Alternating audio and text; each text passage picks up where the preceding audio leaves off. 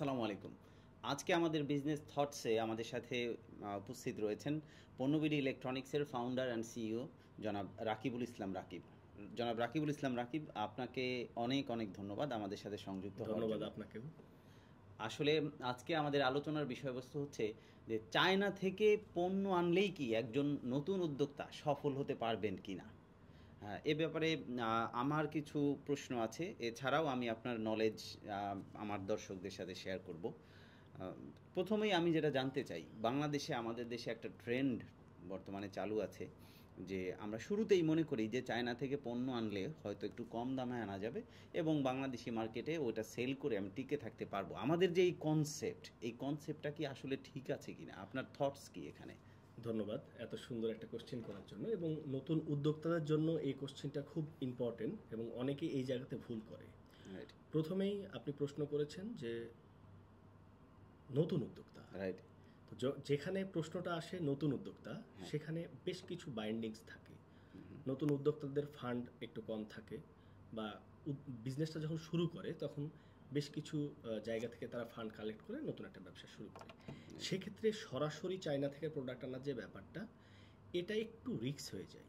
But আচ্ছা। এই বিজনেসটা যদি 2-3 বছর সাস্টেইন করে, হ্যাঁ। এবং সেক্ষেত্রে সে যদি এই ডিসিশনটা নেয়, তাহলে তার জন্য বেটার হয়। একটু যদি ডিটেলসে বলেন যে রিস্ক ফ্যাক্টরগুলো কি কি, এটা আচ্ছা, কিভাবে ধরুন ইমপ্যাক্ট করে? আপনার পুঁজি 5 লাখ বা 10 লাখ টাকা। ওকে। আপনি মনে করছেন বা অনেক অনেক জায়গায় মোটিভেশনে পেয়েছেন যে আপনাকে কিনলে জিততে হবে, নয়তোবা আপনি বেচতে পারবেন না, এরকম একটা মানে কেনার সময় জিততে হবে। এখন এই টপিকটার উপর ভিত্তি করে আপনি যখন প্রথম আপনার ইনভেস্টমেন্ট 10 লাখ টাকা, এবং আপনি চাচ্ছেন যে পুরো টাকাটাই আপনি চায়না থেকে প্রোডাক্ট ইম্পোর্ট করবেন সরাসরি বিভিন্ন মাধ্যম দিয়ে। কিছুদিন আগে আপনার মনে আছে কিনা যে আমাদের এয়ারপোর্টে যখন অগ্নিকাণ্ড ঘটে, হ্যাঁ, আমাদের পরিচিত অনেক লোক কিন্তু আছে যাদের পুরো টাকাটাই লস চলে গিয়েছে। হ্যাঁ, পুড়ে গেছে, প্রোডাক্ট পুড়ে গেছে। সেক্ষেত্রে তারা কিন্তু এক কথায় বলতে গেলে নিঃস্ব, এবং তাদের ওই ইন্স্যুরেন্সও করা ছিল না, দেয়ার বাই তারা কোনো ড্যামারেজও পায়নি। বাট এটা আমি উদ্যোক্তাদেরকে বলবো যে নতুন বিজনেস যদি হয়, একটা সার্টেন পিরিয়ড পর্যন্ত তাকে বাংলাদেশ থেকে ওই প্রোডাক্টগুলো সোর্সের ব্যবস্থা করতে হবে। বাংলাদেশ থেকে, যদি আমি একটু থামাই আপনাকে, যদি বাংলাদেশ থেকে একজন নতুন উদ্যোক্তা সোর্স করেন, সেক্ষেত্রে দেখা যায় যে তার ওই পারচেজিং প্রাইস এটা অনেক বেশি হয়। সেক্ষেত্রে তার কিছু এক্সপার্টিস লাগবে, সেই প্রোডাক্টটা নলেজ লাগবে, সেই প্রোডাক্টটা চায়না মার্কেটে কত প্রাইস, ইম্পোর্ট করার পরে প্রাইসটা কত আসছে, এবং কোন জায়গা থেকে সে প্রোডাক্টটা সোর্সিং করলে প্রাইসটা চায়না থেকে অল্প একটু বেশি পড়বে। বাংলাদেশে অনেক বড় বড় ইম্পোর্টার আছে, অনেক ভালো ভালো ইম্পোর্টার আছে যারা খুব সীমিত প্রফিটেও অনেক সময় প্রোডাক্টটা দিয়ে দেয়। অনেক ইম্পোর্টার আছে যারা পারচেস প্রাইজেও প্রোডাক্টটা সেল করে ফেলে, অনেক সময় টাকার প্রয়োজন হলে করে ফেলে। তো আসলে তাকে এক্সপার্টিস হতে হবে প্রোডাক্ট সোর্সিং এর ব্যাপারে, সোর্সিং এ এক্সপার্ট হতে হবে। তাহলে সে চায়নার থেকে দেখা যাচ্ছে 20 টাকা, 25 টাকা, 30 টাকা, 50 টাকা বেশি দিয়েও তারা এই প্রোডাক্টগুলো বাংলাদেশ থেকেই পারচেস করতে পারবে। আচ্ছা। এবং যেহেতু নতুন উদ্যোক্তা, তাকে আসলে এই প্রোডাক্টটা শুধু প্রোডাক্ট হিসাবে নলেজ না, তাকে বিজনেস সম্পর্কেও কিন্তু নলেজটা গ্যাদার করতে হবে। আচ্ছা, সেই ক্ষেত্রে মানে এখানে আমি একটু থামাবো আপনাকে। অনেকেই তো জাস্ট পড়াশোনা শুরু অবস্থায় পড়াশোনা করছে, হয়তো স্টুডেন্ট, তারাও চাচ্ছে যে তারা যদি এখন অনলাইনে, যেহেতু ট্রেন্ড, অনলাইনে এটা শুরু করবে, তার তো আসলে এক্সপিরিয়েন্স নেওয়ার সুযোগ নাই এখানে। ট্রেন্ডের যে ব্যাপারটা, আমরা বেশিরভাগ ক্ষেত্রে অনেক নতুন উদ্যোক্তা মনে করছি ট্রেন্ডিং প্রোডাক্ট নিয়ে বিজনেস করলেই মনে হয় বিজনেসটা অনেক ভালো হবে। বাট পৃথিবীতে এমন কিছু প্রোডাক্ট আছে যেগুলো সারা বছরই ট্রেন্ডিং থাকে। রাইট। যেমন শীতকাল চলে আসছে, আপনি যদি মনে করেন যে শীতের কিছু প্রোডাক্ট নিয়ে বিজনেস করবো, এবং অনেক প্রোডাক্ট আপনি কালেক্ট করলেন, আসলে এই প্রোডাক্টগুলো যদি বিক্রি না হয়, সেক্ষেত্রে কিন্তু আপনার স্টকে থেকে যাচ্ছে। এবং আপনি জানেন যে একজন নতুন উদ্যোক্তার খুব বেশি পুঁজি থাকে না। নতুন উদ্যোক্তা যেহেতু বলছে, তখন কিন্তু পুঁজির একটা ব্যাপার সবসময় মাথায় রাখতে হবে। তো সেক্ষেত্রে যদি সে সরাসরি এক্স্যাক্ট ট্রেন্ডি প্রোডাক্ট বাদ দিয়ে কিছু লাইফ টাইম ট্রেন্ডিং প্রোডাক্ট আছে সেগুলো নিয়ে যদি কাজ করে, তাহলে সে শীত, বর্ষা, গ্রীষ্মকাল সবসময় সে বিক্রি করতে পারলো, এবং তার একটা টার্ন ওভার থাকলো। এবং একটা সময় গিয়ে সে করবে না তা না, একটা সার্টেন পিরিয়ড পরে সে অবশ্যই চায়না থেকে প্রোডাক্ট ইম্পোর্ট করতে পারবে, এবং সেক্ষেত্রে অবশ্যই তার বিজনেসের 20% অথবা 30% ইনভেস্ট করতে পারে। Not তাই more বলে than that. পুরো পুরো টাকায় একজন নতুন উদ্যোক্তা কখনোই সে চায় না এই নতুন একটা বিজনেসে, নতুন একটা ট্রেন্ডি প্রোডাক্টে পুরো টাকাই যেন ইনভেস্ট না করে। এটা আমার পক্ষ থেকে একটা থাকবে। আমরা আবার আমাদের ওই পুরনো টপিকে ফেরত আসি, রিস্ক ফ্যাক্টরগুলো, যে চায়না থেকে সরাসরি যে আমরা আনতে চাই। আপনি একটা বললেন যে তার পুঁজি কম থাকে এবং সে অনেক সময় দেখা যায় অনেক ধরনের দুর্ঘটনা ঘটতে পারে, যেটা আমাদের এয়ারপোর্টে আরেকটা ইম্পর্টেন্ট ফ্যাক্টর থাকে, সেটা হচ্ছে যে প্রোডাক্টটা আমরা দেখলাম, যেটা মনে করছি অনেক সময়তে সেই প্রোডাক্টটা ওইরকম নাও হতে পারে, সিমিলার নাও হতে পারে। চায়নার ব্যাপারটা আসলে আমরা যখন পারচেস করি তখন চায়নাতে সবসময় চেষ্টা করি যে আরও কম, আরও কম, আরও কম, আরও কম। তো সেক্ষেত্রে দেখা যাচ্ছে আমরা যেভাবে বলছি প্রোডাক্টটা ওইভাবে 100% মেলে না। সেক্ষেত্রে অনেক উদ্যোক্তাই কিন্তু প্রোডাক্টটা নিয়ে আসার পরে একটু বিপদগ্রস্ত হয়ে পড়ে। আর যদি তারা ফোর্স করে মার্কেটিংয়ের কৌশল দিয়ে তারা সেলও করে, তারপরেও তার রিপিটেড কাস্টমার আর হয় না এবং রেপুটেশন তো অবশ্যই নষ্ট হয়। তো একটা উদ্যোক্তা, নতুন উদ্যোক্তার প্রথমে যদি ইমপ্রেশনটা নষ্ট হয়ে যায়, ব্যাড ইমপ্রেশন হয়, সেক্ষেত্রে তার মার্কেটে সাস্টেইন করা, যেমন অনেক উদ্যোক্তা আছে আমার নিজের দেখা যে যারা 3 মাস 6 মাস 1 বছর বিজনেস করার পর হারিয়ে যাচ্ছে। এই কারণটাই হচ্ছে তাদের ডেপথটা কম, এবং তারা চিন্তা ভাবনা করে খুব শর্ট টাইমে তারা টাকা ইনকাম করবে, ট্রেন্ডি প্রোডাক্ট আনবে, বিক্রি করবে, অনলাইনে দিলেই বিক্রি হয় এবং প্রফিট মার্জিন কম করবে। এটাও কিন্তু একটা ফ্যাক্ট যে তারা কম্পিটিশনে পড়ে ট্রেন্ডি প্রোডাক্ট নিয়ে বিজনেস করছে। মার্কেটে একটা প্রোডাক্ট 200 টাকা চলছে, তার কেনা 100 টাকা, সে 120 টাকায় বিক্রি করে দিচ্ছে। কিন্তু এখানে একটা ফ্যাক্টটা হচ্ছে যে 120 টাকার পরে তার অফিস অপারেটিং কস্ট আছে, স্টাফ অপারেটিং কস্ট আছে, বুস্টিং একটা খরচ আছে। এই খরচগুলো তারা চিন্তা না করে এই ট্রেন্ডের সাথে তাল মিলাতে যে অনেক উদ্যোক্তাই মার্কেট থেকে ছিটিয়ে পড়ছে। আচ্ছা, তাহলে এই ফ্যাক্টরগুলো আমাদের বিবেচনায় রাখা উচিত। অবশ্যই বিবেচনা রাখতে হবে। আচ্ছা, এখন ধরুন যে নতুন একটা ছেলে, তার স্বপ্ন সে বিজনেস করবে।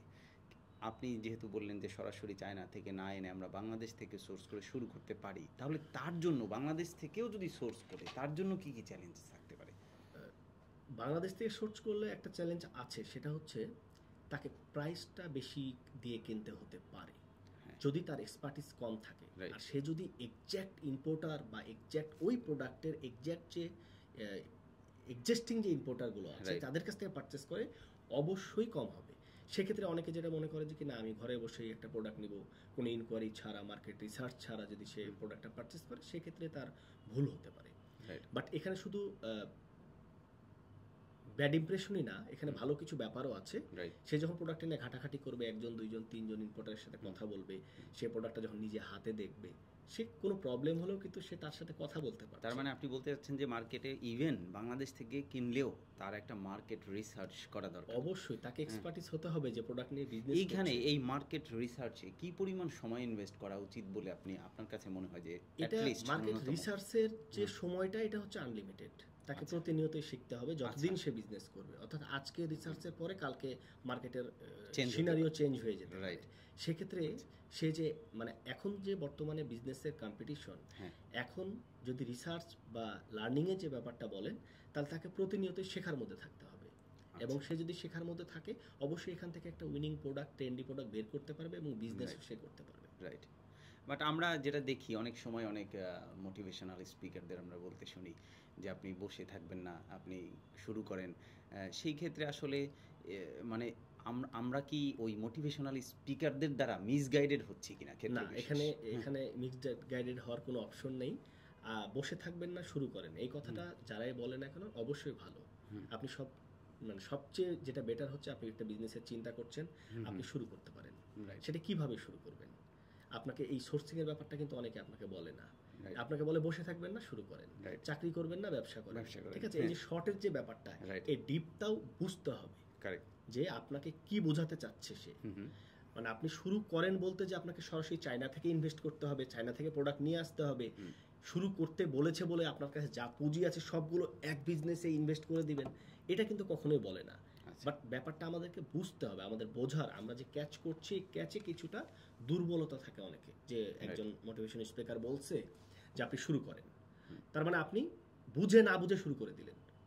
এটা তো আপনাকে বুঝতে হবে। এটাই বেশি হয় আমাদের দেশে। বেশিরভাগ ক্ষেত্রে আমরা বাংলাদেশে উদ্যোক্তাগুলো বেশিরভাগ ক্ষেত্রে আমরা অন্যের সেল, অন্যের বিক্রি, অন্যের মার্কেটিং দেখে আমরা নিজেরা বিজনেস করব বলে ডিসাইডেড করি, এবং ওই বিজনেসটা নেওয়ার পর আপনার ডেপথ না থাকায়, আপনার এক্সপেরিয়েন্স না থাকায় আপনি তখন লস করেন। এখানে মোটিভেশন স্পিকার যারা আছেন বা যারা এই বিজনেস সম্পর্কে মোটিভেশন দেয়, তাদের কোনো দোষ নেই। আমি এটাও দেখেছি, আমি বারবার আপনাকে ইন্টারাপ্ট করছি, সরি, এরকম দেখেছি মোটিভেশন যিনি দিচ্ছেন তার নিজেরই কোনো এক্সপিরিয়েন্স নাই, কিন্তু তিনি দিচ্ছেন ক্ষেত্র বিশেষ। আমি এটা দেখেছি যে তিনি হয়তো কোথাও জব করেননি বা তিনি নিজেরও কোনো ব্যবসা করেননি, কিন্তু তিনি মোটিভেশন দিচ্ছেন, বিজনেস আইডিয়া শেয়ার করছেন, কেসেস আমার কাছে মনে হয়েছে যে দ্বারা তরুণরা মিসগাইডেড হচ্ছে কেসেস। এবং যিনি মোটিভেশন দিচ্ছেন তার হয়তো দেখা গেছে যে তার মোটিভেশন নিয়ে অনেকে সাকসেসফুল হয়েছেন, কিন্তু যিনি দিচ্ছেন তার তো ন্যূনতম ওই নলেজটা থাকা প্রয়োজন বা এক্সপিরিয়েন্স থাকা আজকে প্রয়োজন। আমরা এই বিষয় নিয়ে আলোচনা করছি, আমি বিজনেসে আছি 15-16 বছর, রাইট। ঠিক আছে। এখন মোটিভেশন স্পিকার যারা আছে তারা যে বিজনেসটার কথা বলছে, তারা হয়তো বা বিভিন্ন জায়গা থেকে এক্সপিরিয়েন্স নিয়েও কিন্তু তারা একটা এই কথাটা বলছে, বাট আমি তাদের দেখা যাচ্ছে সারমর্ম, দেখা যাচ্ছে একটা ভিডিও 5 মিনিটের ভিডিওতে কিন্তু একটা সব বিজনেস বলা সম্ভব সম্ভব না। না, হ্যাঁ। এবং তাদের সাথে আপনি ডিটেলস আলোচনা করবেন, তারাও কিন্তু এই ব্যাপারগুলোই বলবে, গাইডলাইনে যে ব্যাপারটা। Right. আমরা সাধারণত যখন গান করি স্টেজে, তখন কি একটা সুন্দর সুরেলা গান শুনতে পাই আমরা, মিউজিক ঠিক থাকে, গিটার টিউন ঠিক থাকে, Right. এবং রিদম ঠিক থাকে, Right. বাট এই গানটা গাওয়ার আগে কিছু প্র্যাকটিসের প্রয়োজন হয়। বাট এই প্র্যাকটিসটা যদি আপনি না করেন, Right. এই প্র্যাকটিসের কথা তো মোটিভেশন স্পিকার বলে না অনেক সময়, Right. বাট অনেকেই আছে আপনাকে রাস্তাটাও দেখিয়ে দেয়। তো আপনাকে বিজনেসে আসতে হলে ওই প্র্যাকটিসের প্রয়োজন আছে। রাইট। শুধু আপনি একটা গান শুনলেন, আপনি ওই গান গাইতে শুরু করলেন, তা তো হবে না। হবে না। ওখানে আপনাকে সারগাম বুঝতে হবে, আচ্ছা। রিদম বুঝতে হবে, আচ্ছা। তাল বুঝতে হবে, এরপর না আপনি গানটা সুরে গাইতে পারবেন, Correct, correct. এবং মানুষ শুনলে ভালো লাগে। তো Right. আমরা যখন এই প্রোগ্রামটা যখন করছি, আমরা Right. নিশ্চয়ই দুটি স্পিকার নিয়েছি দুজনের সামনে, হ্যাঁ। আমরা একটা ব্যাকগ্রাউন্ড নিয়েছি, আমরা Right. প্রিপারেশন নিয়েছি, এরপরে Right. কাজ করছি। এখন Right. যদি আমরা এই কথাটা যদি রিকশায় যেতে যেতে বলতাম, আমরা যদি স্পিকার ছাড়া কথা বলতাম, আমাদের ভয়েসগুলো যদি দর্শকরা শুনতে শুনতে না পেত, হ্যাঁ। তাহলে কি এই প্রোগ্রামটা, এই কথাটা সুন্দর দেখাতো? না, না। তো এটা absolutely প্রতিটা সুন্দর হতো না। বিজনেসের পেছনেই ব্যাকএন্ডে কিছু কাজ আছে, যেটা আমরা যদি গানের ভাষায় বলি তাহলে রিহার্সেল, বিজনেসের ভাষায় বলি তাহলে স্টাডি Right. বা মার্কেট জরিপ বা Right. এক্সপেরিয়েন্সের যে ব্যাপারগুলো থাকে, Right. এই ব্যাপারগুলো যারা ভালো বোঝে তাদের সংস্পর্শে একজন বিজনেসম্যানকে থাকতে হবে। আন্ডারস্টুড। শুধু আপনার প্রোডাক্ট সেল হচ্ছে, আপনি বিজনেসম্যান বা উদ্যোক্তা হয়ে গেছেন এমন কিছু না। রাইট।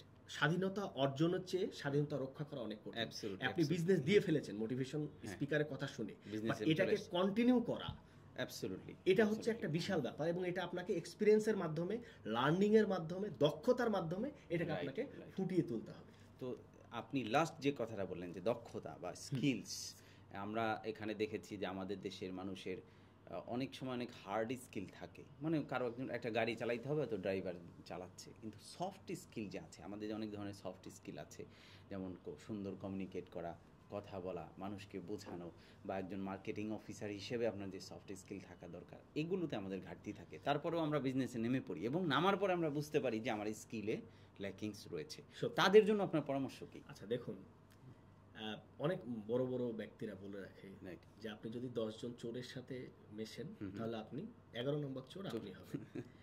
10 জন নেশাখোরের সাথে মেশেন, Right. তাহলে 11 নম্বর নেশাখোর আপনি হবেন। এবং 10 জন বিজনেস এবং উদ্যোক্তার সাথে মিশেন যারা স্বপ্নবাজ, Right. তাহলে 11 নম্বর স্বপ্নবাজ আপনি হবেন। রাইট। এখন আমি যেহেতু বিজনেস করছি, আমার প্রোডাক্ট সেল হচ্ছে, বাট আমি আড্ডা দিচ্ছি মানে বিজনেস ব্যবসা ট্র্যাকের করে না, বাইরে যারা হ্যাঁ, লোক আছে তাদের তাদের সাথে, সাথে, তাহলে কিন্তু আমার স্কিলটা ডেভেলপমেন্ট হচ্ছে না। হচ্ছে না। আপনি যে বিজনেসটা করছেন ওই রিলেটেড যারা সিনিয়র আছেন, যারা এক্সপেরিয়েন্স আছে, তাদের সাথে আপনাকে প্রতিনিয়তই কমিউনিকেশন রাখতে হবে, তাদের কাছে বসতে হবে, তাদের কাছে গল্প শুনতে হবে, তাদের এক্সপিরিয়েন্সগুলো শুনতে হবে, এবং এখান থেকে আপনাকে লার্নিং করতে হবে। Understood. অনেক ক্ষেত্রে আমরা এটা করতে চাই না, নিজেকে ছোট করতে চাই না, বাট আপনার চেয়ে 1 বছর আগে, 2 বছর আগে যারা বিজনেসে আসছে, 5 বছর আগে, 10 বছর আগে যারা বিজনেসে যায়, আপনার চেয়ে বেশি জানে, এটা স্বীকার করতে হবে এবং মানুষের কাছ থেকে শেখার আগ্রহ রাখতে হবে। তাহলে আপনি আপনার জায়গাটাকে স্ট্রং করতে পারবেন এবং দক্ষতা অর্জন করতে পারবেন। বুঝতে পেরেছি। আসলে আমাদের যে আলোচনাটা এটা চলমান থাকবে। একদিনে যদি দীর্ঘ আলোচনা হয় তাহলে হয়তো আমাদের দর্শকরা এটা অতটা ইন্টারেস্ট নিয়ে নাও দেখতে পারে। তো আমরা চাচ্ছি যে এই আলোচনাটা আমরা কন্টিনিউ করব। আপনাকে আমরা ভবিষ্যতে আবার ডাকবো আমাদের স্টুডিওতে। আর এতক্ষণ এত সুন্দর আলোচনার জন্য ধন্যবাদ। আপনি যে আলোচনা করলেন এটা যদি আমি সামারি করি আমাদের দর্শকদের জন্য আজকের আলোচনা থেকে, যে আমরা শুরুতেই একজন নতুন উদ্যোক্তা হিসেবে আমাদের শুরুতেই চায়না থেকে প্রোডাক্ট সোর্স করার মেন্টালিটি থেকে কিছুটা হলেও সরে আসতে হবে। প্রয়োজনে বাংলাদেশে যারা ইম্পোর্টার রয়েছেন তাদের থেকে দর কষাকষির মাধ্যমে সোর্স করে এবং সেই প্রোডাক্টটা মার্কেটিং করতে পারলে ভালো। আমি একটু ইন্টারাপ্ট করি, সেক্ষেত্রে যারা 2 বছর 3 বছর ধরে বিজনেস করছেন এবং যাদের দক্ষতা অর্জন হয়ে গিয়েছে, রাইট যে তার অ্যাবিলিটি আছে 500 প্রোডাক্ট 1000 প্রোডাক্ট সে সেল করতে পারে, রাইট সেক্ষেত্রে সে যেতে পারে, তবে পুরোটা টাকা নিয়ে না, 20% যেটা আপনি বললেন, 30%, 40%, 50% অবস্থার উপর ডিপেন্ড করে সে এই জায়গাতে আস্তে আস্তে ইনভেস্ট করতে হবে, বাই স্টেপ। এবং আপনি যেই বিষয়গুলোতে আরো জোর দিলেন যে যদি বাংলাদেশ থেকেও সোর্সিং করি আমরা, সেই ক্ষেত্রে আমাদেরকে মার্কেট রিসার্চ করতে হবে এবং পসিবল, হ্যাঁ, মার্কেট রিসার্চ করে সময় দিয়ে, এবং এটা বললেন যে এটা সময়ের সাথে সাথে শিখতে হবে। এটা এমন না যে একদিন শিখলাম হয়ে গেল, ব্যাপারটা এমন না যে প্রতিদিনই আমাদের শিখতে হবে। হ্যাঁ, আপনার যদি দক্ষতা থাকে, আপনার এক্সপার্টিস থাকে, তাহলে আপনি চায়নার প্রোডাক্ট বাংলাদেশেও সেম প্রাইজে বা 10 টাকা 15 টাকা বেশিতে আপনি পারচেজ করতে পারবেন। এবং আপনি আরও যেটা বললেন যে আমাদের চেষ্টা করতে হবে যদি এক্সপেরিয়েন্স নিয়ে আসা যায়, মানে প্রয়োজনে কোথাও হয়তো জব করে এসে এক্সপেরিয়েন্স সবার থাকবে এমনটাও না, চেষ্টা করতে হবে, আর এক্সপেরিয়েন্স না থাকলে ইচ্ছা থাকতে হবে যে সে এই ব্যাপারে একটু দক্ষ হবে, এবং এই রিলেটেড মানুষগুলোর সাথে তাকে আড্ডা দিতে হবে, কথা বলতে হবে, মিশতে হবে, এবং কন্টিনিউয়াস আপনাকে আপনার যে দক্ষতা, বিজনেস রিলেটেড যে দক্ষতা, এটা বাড়াতে হবে, এবং আপনার যে সার্কেল যাদের সাথে আপনি মিশবেন সেটা যেন আপনার ওই বিজনেস রিলেটেড হয়, তাহলে আপনার ডেভেলপমেন্টটা সহজ হবে। এতক্ষণ যারা আমাদের সাথে ছিলেন সবাইকে অনেক অনেক ধন্যবাদ। আমাদের সাথে থাকুন এবং পরবর্তী আলোচনা দেখার জন্য অপেক্ষা করুন। সবাই ভালো থাকুন। আসসালামু আলাইকুম।